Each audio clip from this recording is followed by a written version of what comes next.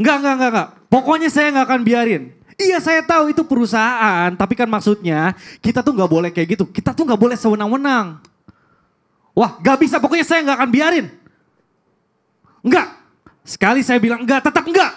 Awas aja kalau sampai terjadi sesuatu, saya nggak akan pernah biarin kamu selamat. Astagfirullahaladzim. Ini marah-marah pagi-pagi. Gak boleh orang marah-marah di pagi hari. Atas apa yang kita lakukan di pagi hari. Kalau kita dapat salam, dapat keselamatan sampai tidur. Kalau kita marah-marah sampai pagi. Astagfirullah, udah berapa tahun di Islam itu indah. Bukan sabar gitu. Makanya tiap hari belajar sabar tuh. Ini jadi salah paham. Tarik napas dulu, tarik napas. Habib, Ustadz izin. Ini tuh saya bukan lagi marah-marah. Jadi gini, saya itu lagi casting online. Kan sekarang casting tuh gak bisa datang langsung. Jadi castingnya Bentar ya, saya lagi ini dulu sama Ustadz. Masih ada pendaftar gak? Ustadz mau ikutan. Kalau Ustadz gak usah casting langsung diterima gitu. Tadi saya pikir marah beneran. Karena Enggak, kalau marah Habib. itu bisa merugikan diri sendiri. iya. Bahaya. Ya Allah, sesuai dengan hadis baginda Nabi SAW, an Nabi Hurairah radhiyallahu anhu qol, anin Nabi SAW, laisa syadid bisur'ah. Orang yang kuat itu bukan orang yang hebat bergulat, tetapi orang yang kuat itu adalah orang yang dapat menahan dirinya ketika ia marah. Wah ini pas banget berarti. Ini berkaitan sama tema kita hari ini Ustaz Syam. Tentang apa tuh? Temanya adalah amarah penghilang berkah. Masya Allah.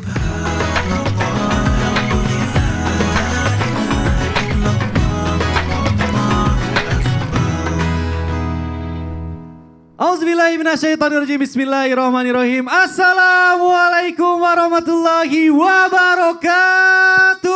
Waalaikumsalam warahmatullahi wabarakatuh. Jamaah. Yeah. Oh jamaah. Yeah. Alhamdulillah. Alhamdulillahirrahmanirrahim. Wassalatu wassalamu ala azrafil anbiya'i wal mursalin wa ala alihi wa sahbihi ajmain amma ba'du. Alhamdulillah jamaah, ketemu lagi di Islam itu Indah. Tentunya bersama saya Mikdad Adausi dan bersama guru-guru kita yang sangat luar biasa. Ada Habib Usman, apa kabar Habib? Baik, alhamdulillah Kang Mikdad Adausi. Waduh seger banget. Masya Sehat ya? Allah, sehat. Ini pagi-pagi nih gimana? seger gak nih? Seger, jadi tadi marah-marah cuma gimmick Udah ya. sarapan belum? Udah alhamdulillah. Apa mau sahur? belum tadi udah keburu sarapan bubur. Ustaz Syam apa kabar Ustaz Syam? Alhamdulillah semangat hari Semangat ini. hari Udah ini. belajar acting tadi. Waduh iya tadi sempat salah paham. Ustaz Maulana maaf ya tadi marah-marah saya lagi Tapi kok casting. Mikdad dari awal saya ketemu kan gemuk. Iya. Kok urusan sekarang kenapa? Kan belajar sama ini kita adalah pokoknya ada bocorannya. Iya ada urusan loh. Iya alhamdulillah mudah-mudahan ya doain yang Berhasil penting ya? sehat ya alhamdulillah. Baik jamaah, nah tadi kita sempat salah paham mengenai amarah. Nah itu. Jadi kaitannya dengan tema kita hari ini itu adalah sesuatu yang sangat penting. Sesuatu yang sering banget kita lalai. Karena namanya manusia seringkali kita itu ngadepin masalah jadinya emosi. Terus jadi amarah, tapi kadang kita tuh suka nggak sadar. Kalau misalnya amarah yang kita lampiaskan secara tidak terkontrol, itu bisa mengakibatkan kerugian pada diri kita sendiri. Nah makanya langsung aja kita angkat tema yang sangat luar biasa. Temanya adalah amarah penghilang berkah. Baik jamaah, sebelum kita bahas lebih dalam mengenai tema kita hari ini, saya mau ajak dulu jamaah untuk nonton dulu tayangan berikut ini. Silahkan. Video kurir cash on delivery atau COD mendadak jadi perbincangan warganet. Pasalnya kurir tersebut menolak untuk mengambil paketnya. Bahkan penolakan tersebut beralasan jika si pemesan tak memiliki uang. Hal itu terlihat dalam video unggahan @andrely48. Si kurir pun diketahui merekam pemesannya tersebut. Ia merasa kecewa atas tindakan si pemesan yang tak menyiapkan uang untuk membayar pesanannya. Bahkan si kurir sudah bolak-balik sebanyak 3 kali untuk mengantarkan paket. Si pemesan lalu membatalkan orderan paket tersebut, membuat si kurir semakin kesal dan kecewa. Ia pun memberitahu pada si pemesan agar tak memesan paket apapun lagi. Aduh ya Allah, itu ujian juga ya. Mudah-mudahan segera bisa terselesaikan masalahnya, kasihan kurirnya. Ustadz Maulana izin bertanya nih. Iya. Ini ada yang bilang, yang bilang bukan saya ya, katanya kalau misalnya wanita itu memiliki tingkat emosi yang lebih tinggi daripada laki-laki. Bener gak sih Ustadz? Mohon penjelasannya guru, silahkan. Baik, izin Ustaz Sam. Izin Habib yang Masya Allah tabarakallah yang memiliki banyak wanita. Ibunya, Masya Allah ya. Istrinya, anaknya, perempuan. Alhamdulillah. Perempuan semua. Masya Allah. Saya tahu itu. Baik, bismillahirrahmanirrahim. Satu hal buat kita, saya harus menyapa untuk semua jamaah yang ada di rumah. Bismillahirrahmanirrahim. Assalamualaikum warahmatullahi wabarakatuh. Waalaikumsalam warahmatullahi wabarakatuh. Jamaah. Yeay. Oh jamaah. Yeay. Alhamdulillah Rabbil Alamin. Allah menciptakan laki-laki dan perempuan yang memiliki keistimewaan masing-masing. Meskipun diibaratkan bahwa wanita itu emosinya lebih tinggi. Mohon maaf, tapi laki-laki tanggung jawabnya lebih tinggi. Kita bahas tentang perbedaan wanita dengan laki-laki emosinya. Betul, emosi wanita lebih tinggi. Kenapa? Karena wanita memiliki perasaan yang sangat, dalam artian perasaannya luar biasa. Perasaan apa? Kasih sayangnya yang luar biasa. Mohon maaf tanpa menggurui, perasaan wanita itu dikedepankan. Makanya saya tadi duduk, lihat tangan tadi, saya langsung berkata kemungkinan dia memang pesan. Tapi setelah dipikir-pikir, aku tidak butuh itu. Itulah wanita. Kadang-kadang dia, aduh, nafsunya, emosinya, aku mau. Giliran, enggak jadi. Gitu tuh. Yang kasihan korbannya. Siapa lagi itu? Kurirnya itu. Udah bayar pasti itu. Apalagi kan namanya COD. Betul, COD itu dibayar di tempat. Dibayar di tempat. Ya Allah. Untung saya tidak punya. Tuh, saat COD cash on delivery. Iya, cash on delivery. Cash on delivery. Cash on delivery. Ya, jadi bayar di tempat. Mohon maaf. Yang kedua, ada namanya kepekaan. Dari kepekaan inilah kekuatan wanita. Perasaan sebenarnya jadi kekuatan. Emosi wanita itu kekuatan. Makanya yang nangis nonton sinetron biasanya rata-rata perempuan. Dan kita jarang menemukan ada pencuri digebukin perempuan semua. Nggak ada yang gebukin.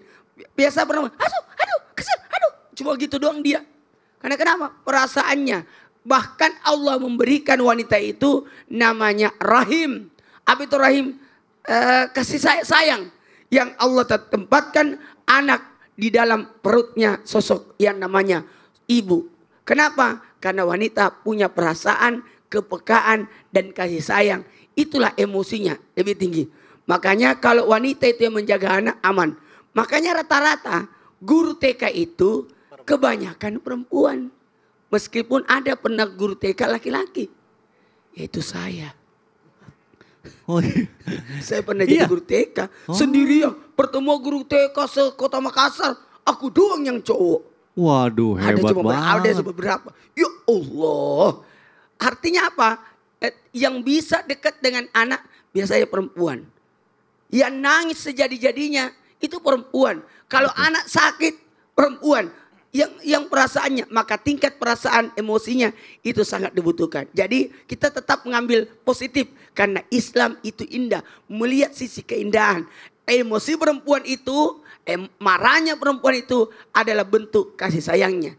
Marahnya sosok perempuan itu, emosinya yang meluap-luap itu bentuk kasih sayang yang sangat tinggi. Masya Allah. Iya. Nah makanya kalau misalnya perempuan menggunakan perasaan, kalau laki-laki biasanya menggunakan logika ya. Nah itu makanya jadi harus pas di dua-duanya nih. Seandainya wanita itu dikasih seperti yang kebalikannya, maka tiap hari kita ditalak itu.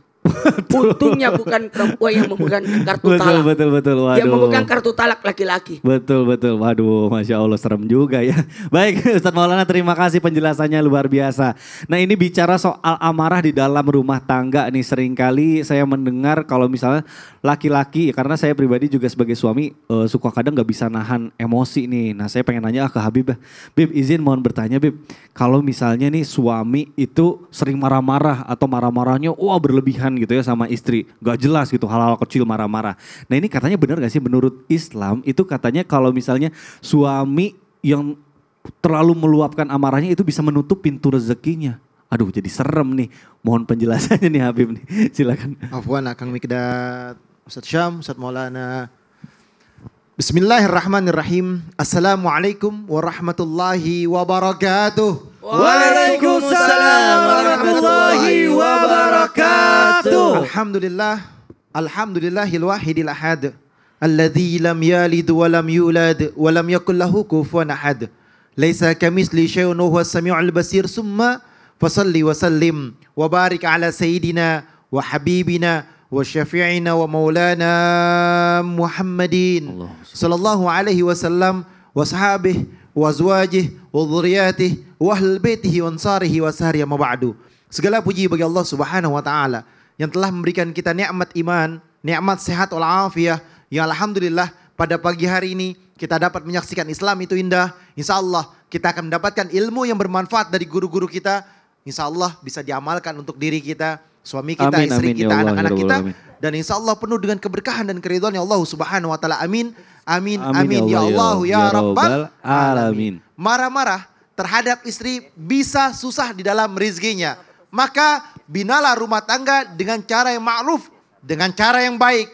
Yang pertama, sayangilah dan cintailah istrimu. Di situ ada keberkahan di dalamnya, di situ ada kenikmatan di dalamnya, di situ ada karunia yang besar dari Allah Subhanahu wa taala, karunia yang sangat luas. Cintailah, sayangilah, hormatilah dan perlakukanlah dia dengan sebaik-baiknya. Dia adalah bidadariku, dia adalah permaisuriku, dia adalah ratuku di rumah. Masya Allah.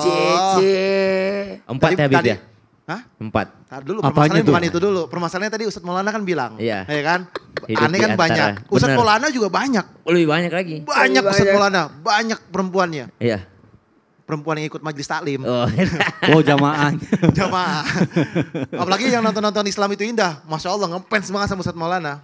Ada yang mau dinikahin gak Ustadz? Waduh, Bismillah, insya Allah masuk. penuh dengan keberkahan dan ridhonya Allah Subhanahu wa taala. Hadir di sini, dihadiri guru-guru kita dan dikasih tahu amalan dan ilmunya tersebut. Sayangi, cintailah istrimu. Khairukum li ahli, wa ana khairukum li ahli. Khiyarikum li nisaihim, wa ana khairukum li nisaihim.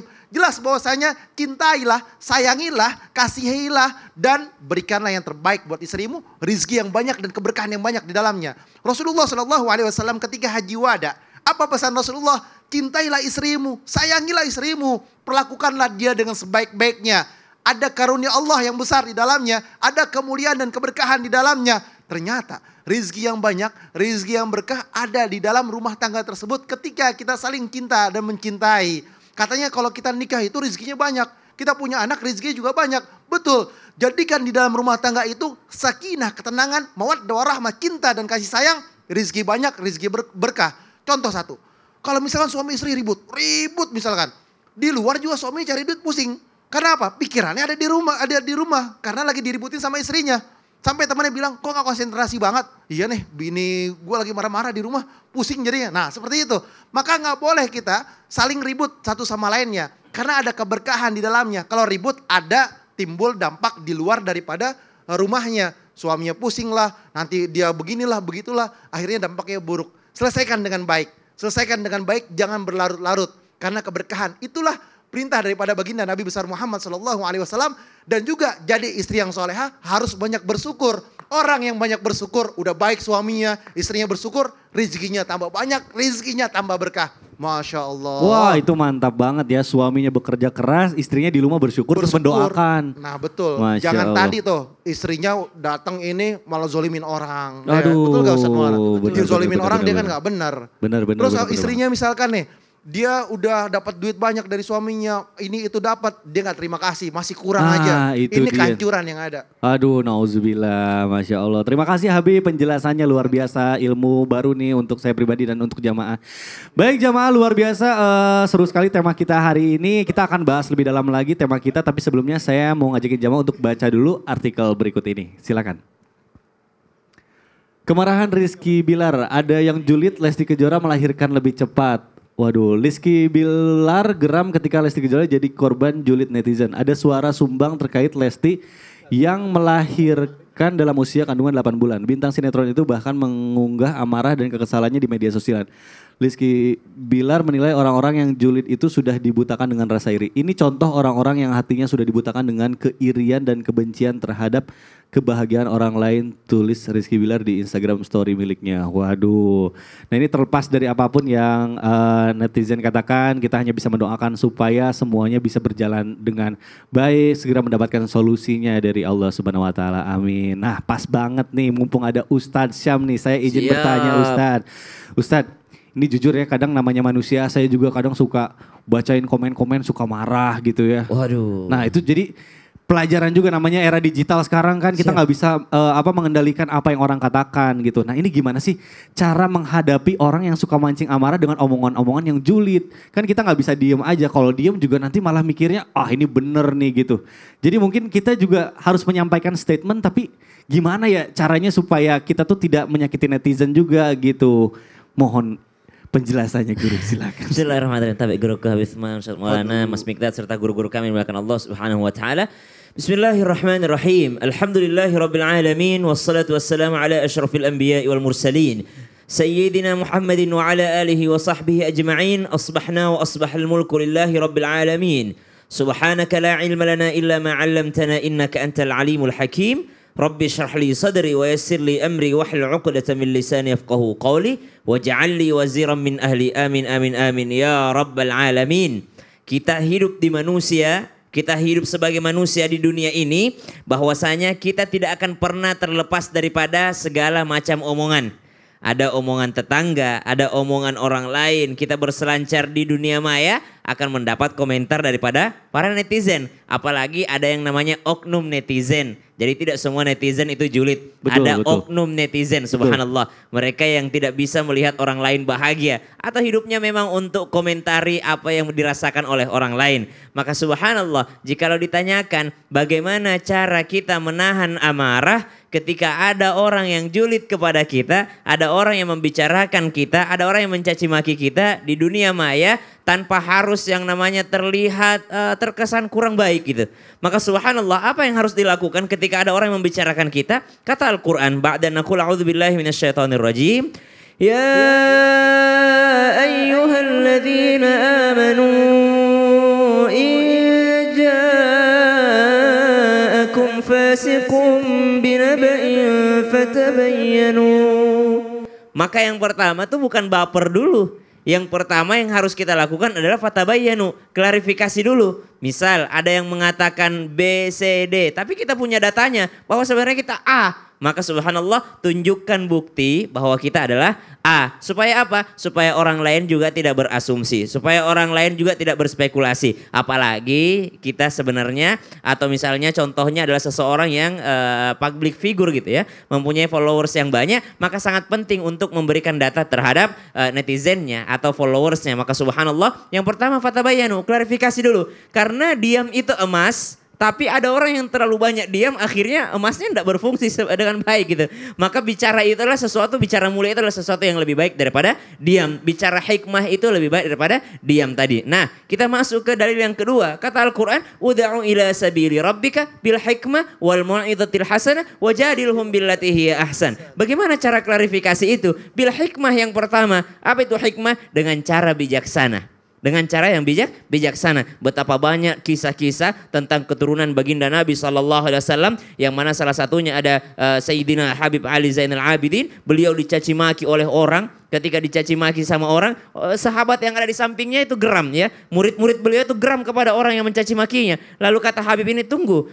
Dia mengatakan mungkin yang terlihat saja. Mungkin keburukanku jauh lebih banyak daripada apa yang dia katakan. Lalu ditanya balik, kenapa engkau mencaci makiku? Apa salahku kepadamu? Kata dia, sebenarnya saya cuma ingin membuatmu marah, tapi kau enggak marah. Saya dibayar 3.000 dirham untuk membuatmu marah. Subhanallah. Apa kata beliau? Kalau engkau cuma butuh uang, engkau bisa bilang kepada aku, minta tolong kepada aku tanpa harus mencaci makiku. Ku berikan 3.000 dirham kepadamu tanpa harus mencaci makiku. Subhanallah. Lihat bagaimana akhlaknya. Luar biasa. Itu cicit daripada baginda Nabi SAW, kakeknya Habib. Subhanallah. Malah nanya ya, apalagi kekuranganku. Apalagi Wah, itu sikap yang sangat luar yang biasa. tidak terlihat masih jauh lebih banyak daripada yang kau ucapkan. Wah. Dan beliau Waduh. pernah dimasukin dalam rumahnya, dirampok, dikasih. Dikasih. Wah, Allah. Itulah pentingnya jadi orang kaya.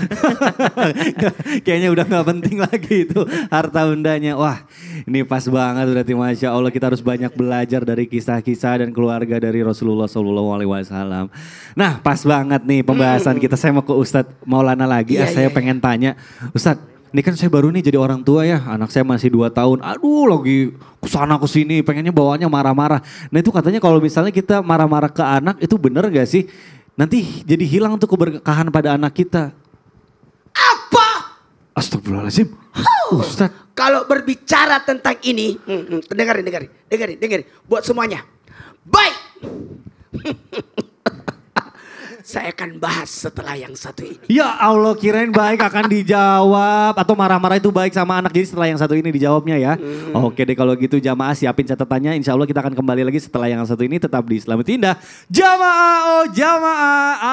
Alhamdulillah. Maksud saya.